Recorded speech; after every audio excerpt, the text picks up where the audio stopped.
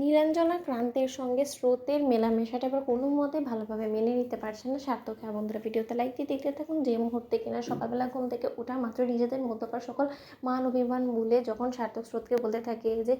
দেখো স্রোত, এখন কিন্তু তোমার নিজের প্রতি একটু এক্সট্রা কেয়ার করতে হবে, কারণ তুমি কিন্তু ভুলে গেলে চলবে না যে তুমি একা একটা শরীরে দুটো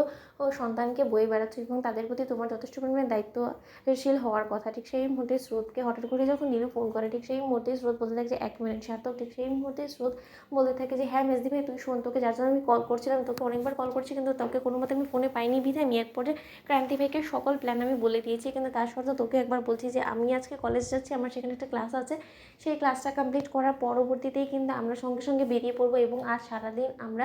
বাইরে বাইরে ঘুরবো, খাবো দাবো, সিনেমা দেখবো, শপিং করবো, অনেক কিছু প্ল্যান আছে আমার। ঠিক সেই মুহূর্তে স্রোত বলতে থাকে যে ক্রান্তি ভাইকে কিন্তু আজকে আমার সকল খরচ বহন করতে হবে, কারণ সে কিন্তু ভুলে গেলে চলবে না যে এত সহজে তাকে আমি এত সস্তায় ছাড়ছি না, কারণ সে ভুলে গেলে কি করে চলবে যে আমি তার শালিকা হই সম্পর্কে, এবং তার থেকে বড় কথা একমাত্র শালিকা বলে কথা, এবং তার উপরে শালিকা তো আধেই উদ্ঘারবালি হয়, তাই না? সেটা সে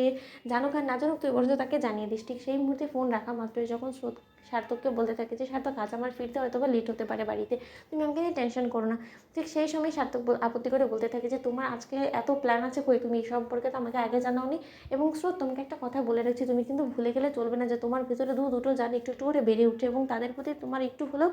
দায়িত্বশীল হওয়ার কথা, এবং তুমি আজ গোটা দিন বাইরে যদি খাওয়া দাওয়া করে এতে করে তোমার যদি শরীরে কোনো রকম কোনো অসুস্থতা দেখা যায়, তখন কি হবে বলো তো? শুধুমাত্র তখন তো তুমি কষ্ট পাবে না, তোমার সঙ্গে আমার দুটো সন্তানও কষ্ট পাবে, সেটা নিশ্চয়ই তুমি মা হয়ে চাও না, তাহলে তুমি এরকম পাগলামো কেন করছো বলো? তার থেকেও বড় কথা, তারা